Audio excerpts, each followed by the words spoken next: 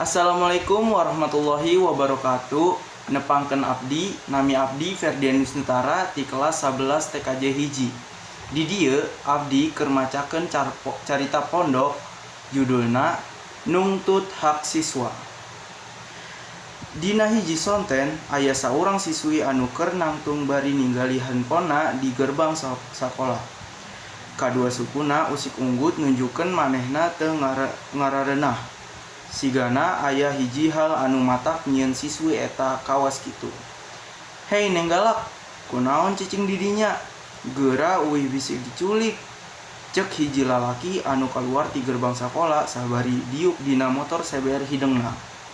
Awewe jiga abdi mah moal aya anu rek nyulik. Tos weh darin geura uih kaditu buru bisi mamahna hariwang. Laina nurut kana omonganana darin kalahkan nepikeun motor di sisi gerbang. Tos kitu manehna turun ti motor nyamperkeun siswa eta. Ningali darin nangtun di sisina siswa eta nunjukkan beungeut anu hasem. Rinjani keur nungguan Grab kan?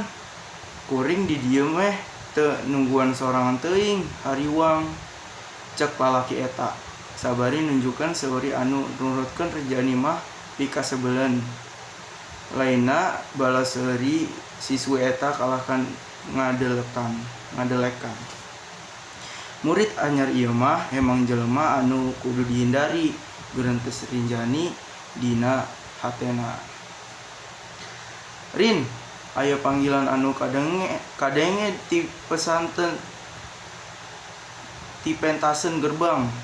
Waktu ditinggali ku Rinjani nyatana satria babaturan anu rek ngajemput siswa eta. Saacan nyamperkeun babaturanna Rinjani malik heula ka lalaki anu di sisina. Tos geura uih nya kasep, abdi tos aya nu jemput. Ningali Rinjani geus aya anu jemput darin ngadadahan sabari seuri nuduhkeun kempot anu manis di pipina. Hati-hati. Isuk-isuk keneh anggota PMR SMA Nusa Bangsa geus ngajejer di sisi lapang sakola make baju khasna. Para siswa make kaos warna beureum jeung bawahan calana PDL hideng sarta sababaraha pelengkap liana sapertos sial, pin, sarta topi anu aya lambang palang merah Indonesia. Salah sahiji ti maranehna nangtung dihareup manehna nyaeta Rinjani Larasati. Poe ayeuna manehna ngabogaan tugas minangka komandan PMR SMA Nusa Bangsa angkatan 31.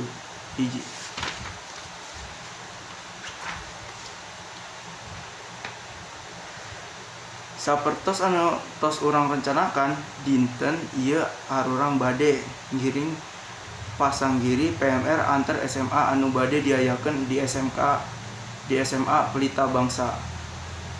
Mangka hayu urang berdoa sareng kanggo kalancaran acara ieu. Anggota PMR dihareupanna nunduk bari ngarapalkeun doa mugia lomba ayeuna SMA Nusa Bangsa bisa mawa piala keur ngabanggakeun sakolana.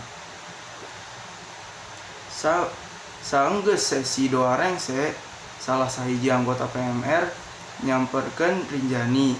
Manehna nyaeta Fatimah, siswi anu ngabogaan tugas jadi humas. Rin, Bu Dewi teu janten maturan arurang lomba dinten ayeuna, cek Fatimah sabari nampakeun raut sedih.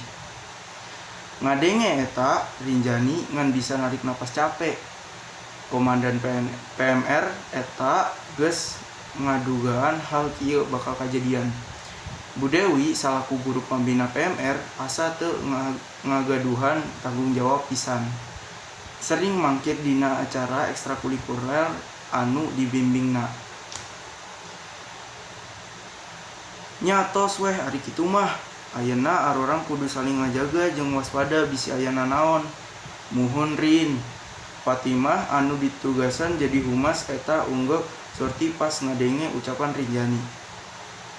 Manehna henteu hanjakan milih Rinjani jadi komandan. Awewe eta gaduh jiwa pemimpin jeung tegas pisan. teu aneh mun Rinjani oge jadi ketua siswa di kelasna. Prinsip Rinjani mah awewe oge bisa jadi pemimpin anu tegas henteu lalaki hungkul. Sanajan indit henteu dibarengan ku guru pambina, PMR SMA Nusa Bangsa bisa mawa balik 3 piala juara kahiji. Maranehna menang di perlombaan tandu, pertolongan pertama jeung pertolongan keluarga. PMR SMA Nusa Bangsa bisa menang kusabab maranehna gigi dina diajar. Ayeuna tos kabayar sagala kacape keur latihan di sakola ti isuk-isuk nepi ka sore.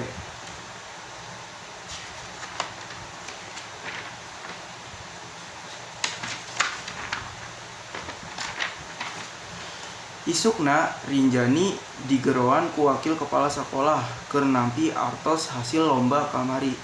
Hiji hal anu paling dianti-anti ku anggota PMR nu lain, tapi lainna kabunga anu nyampak teh. Rinjani malah ngan nampi artos anu dipotong sangeunana ku pihak sekolah. Punten Pak, nah PMR mung kenging artos 2 juta. Kedahna kan 3 juta. Cek Rinjani sabari nunjuk artos anu dipasihan ku Pak Imron. Wajar manehna protes kusabab duit eta memang hak PMR. Duit 1 juta ieu keur pambina jeung pelatih, tembal Pak Imron. Ngadenga jawaban eta, Rinjani masih nunjukkeun banget asem. Kacida pisan sekolah bisa motong nepi ka 1 juta. Tapi Pak, henteu 1 juta oge. PMR butuh Kang. Tos tandangan weh ieu suratna mun henteu engke PMR ku Bapak henteu diijinan deui aktif di sakola. Teu bisa nanaon deui Rinjani akhirna pasrah. Sanajan hatena teu rela hak milik PMR dicokot. Salila manehna sakola di dieu, Rinjani karek sadar sakola ieu teu ngadukung minat siswana dina ekstrakurikuler sacara ikhlas. Pihak-pihak anu kuduna bertanggung jawab justru tara ngabimbing sing bener, ngan nerima duit na hungkul. Kunaon masih sedih kitu Rin? Nu penting kan PMR tos bisa nyokot hadiahna 2 juta oge cukup meren. Cek Satria nenangkeun babaturanana. Ayeuna Satria jeung Rinjani diuk di bangku kantin. Lalaki eta mah tos meserkeun teh poci susu 2 ke Rinjani jeung manehna. Rinjani ngageleng sabari ngepalkeun leunganna. Satria anjeun kudu nyaho. Tadi abdi nelpon Teh Ratih keur nanyakeun soal hadiah eta.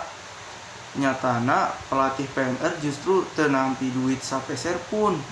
Teh Rati jeung Kang Galih ikhlas henteu minta bayaran. Jadi duit eta keur pambina anu sok mangkir di acara PMR.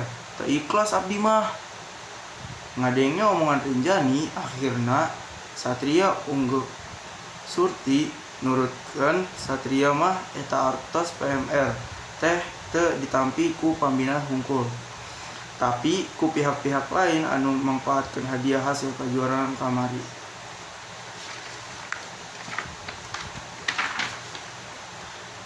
Rin, abdi oge gadauh cacaritan ti si Arkan.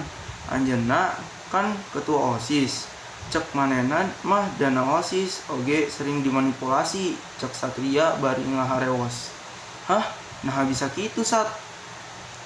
Saur Arkan mah artos anu dipasihkeun ka OSIS teh teu saluyujeng laporan keuangan orang tua. Ti kamari anjeunna tos kesel pisan siga Rinjani. Waktu eta keneh aya hiji lalaki anu nyamperkeun Rinjani, manehna diuk di sisi awewe eta. Geus kitu saacan Rinjani nyarekan lalaki eta kalahkan ngaluarkeun hiji banang ti kantong calana manehna. Eta kan handphone abdi, nah bisa aya di darin. Tadi aya kelas 10 anu masihkeun ka abdi. Anjeunna terang ieu HP Rinjani. Kaleresana abdi kan sakelas. cek Darin sabari mikeun handphone eta ka Rinjani. Oh kitunya, nuhun. Darin seuri deui, tapi manehna teu indit di tempat eta kalahkan cicing di sisi Rinjani. Kunaon sih maneh di dieu keneh? Gerak kaditu urang jeung Rinjani keur ngobrol, cek Satria sabari nunjukkeun raut teureuseuh.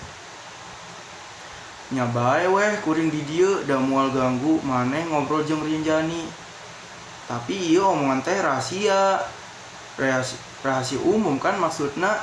Kabeh ekstrakurikuler di sakola ieu oge nyaho duit hak siswa teh sok dicokotan. Tembal Darin sabari malik ka Satria. Kuring kan anggota eskul voli, cek Darin. Ayeuna Rinjani anu malik badan ka lalaki di sisina. Terus ayeuna arurangan cicing hungkul kitu, kuduna arurang kerja sama meh bisa nyokot balik hak nu dirampas. Kumaha? Satuju sih kuring mah. Hayu kumpulkeun kabeh ketua ekstrakurikuler atawa organisasi di sakola ieu. Urang jieun hiji rencana meh bisa ngabuka kedok sakola ieu. Tembal Darin sabari ngangkat lenganna anu geus dikepalkeun.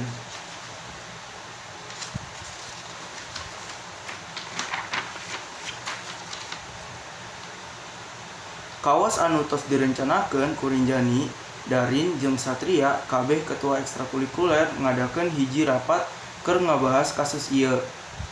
Kacindekeun ti sawala eta nyaeta bakal diayakeun demo ti para siswa.